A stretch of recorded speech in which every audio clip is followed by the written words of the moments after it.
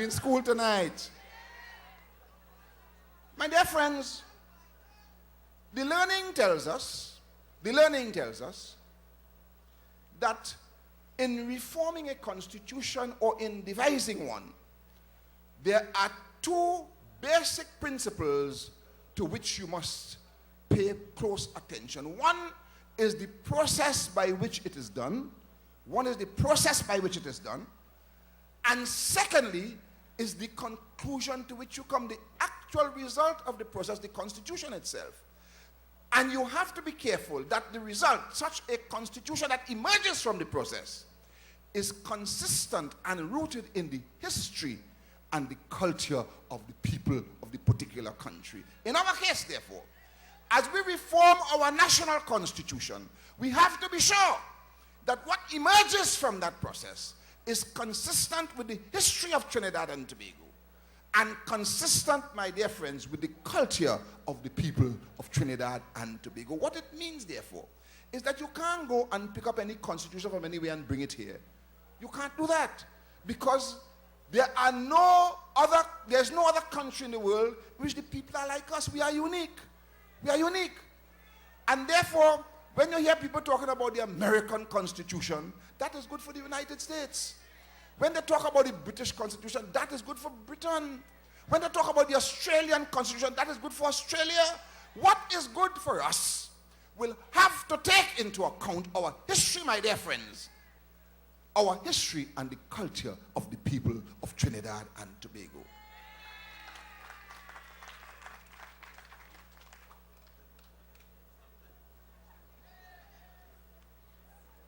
And since no two countries are alike, since no two countries are exactly alike, the constitution that we will eventually have in Trinidad and Tobago is likely to be different from any other constitution in any other part of the world. Okay? That's most important that we understand that.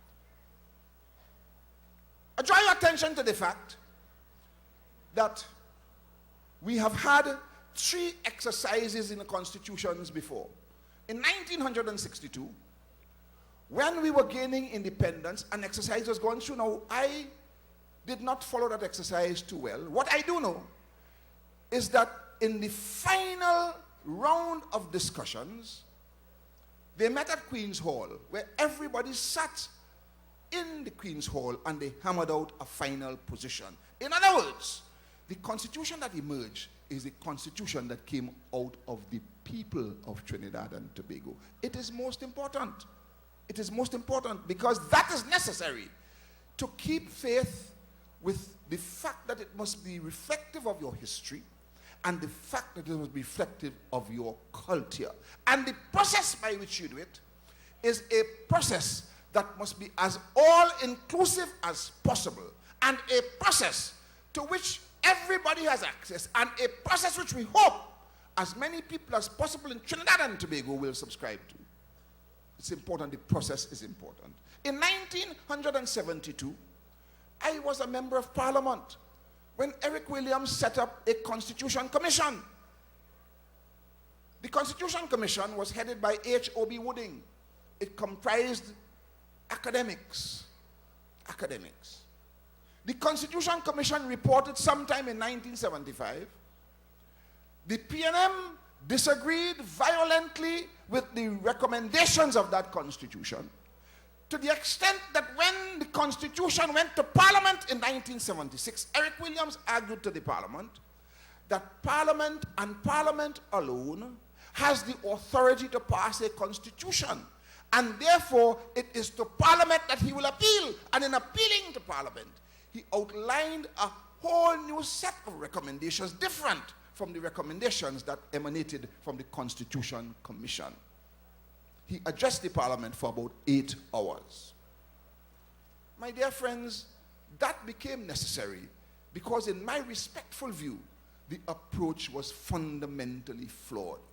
And I'll tell you what the mistake in it was. It happened again in 1987. Now, we could say these things in hindsight. We can say these things in hindsight, my dear friends. And I thank God that I have had the opportunity to be on the political scene for so long.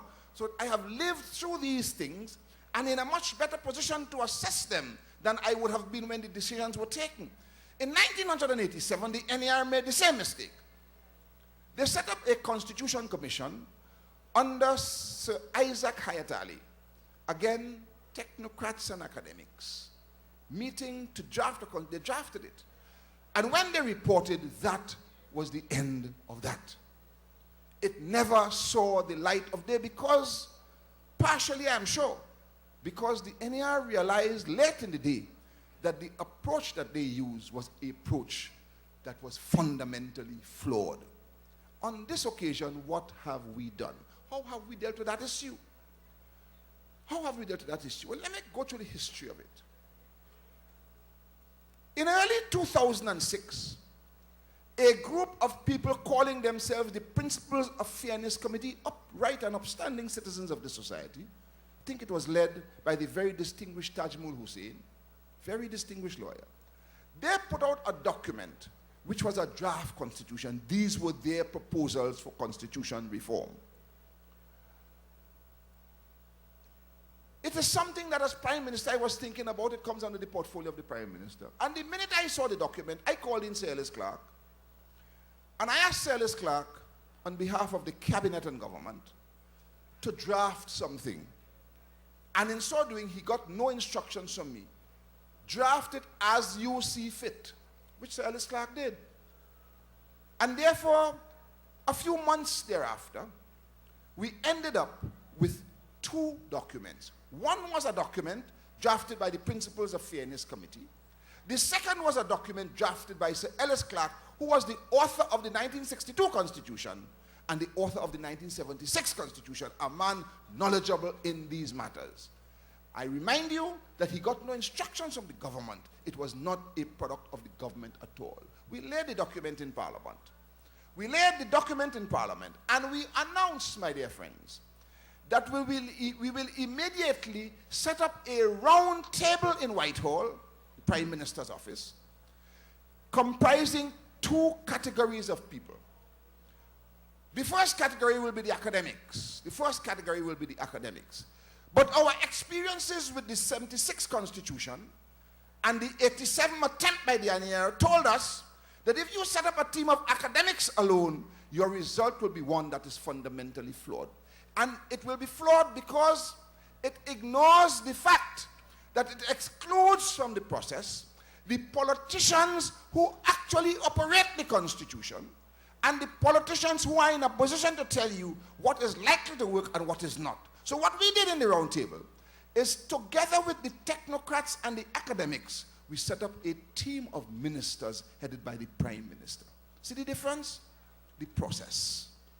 A different process, ladies and gentlemen, a process which for the first time in our attempts at constitutional reform, we involved the politicians. There were about 5 or 6 ministers involved in it, meeting with the technocrats and chaired by the Prime Minister. And I can tell you, the first meeting was held in September of 2006. And at the end of the day, we held a total of 31 meetings at that round table. 31 meetings. And in January of 2009, which is 2.5 years later, we put out a document which did not reflect the views of anybody because it was a discussion document, it was a work in progress and so on. It didn't reflect the views necessarily of the PNM. There would have been some PNM views in it, some of my own personal views if we hadn't consulted the party, some of the views of the ministers and so on in it. But you could not say that that document reflected the views of the PNM or necessarily the views of anybody who participated in it. Some people agree with some parts of it, disagree with others, but it was a working document. We put it out as a working document on constitutional reform for public comment. Remember, we had had 31 meetings before we did that. And at the beginning of the process, we asked Professor Ryan and Professor Laguerre, 2 of the roundtable people, to go around the country and talk to the people of Trinidad and Tobago to explain to them what was involved in these 2 documents, to explain it without advocating any point of view. So you explain it to people so people understand what these documents were saying, so people are able to come to their own conclusion.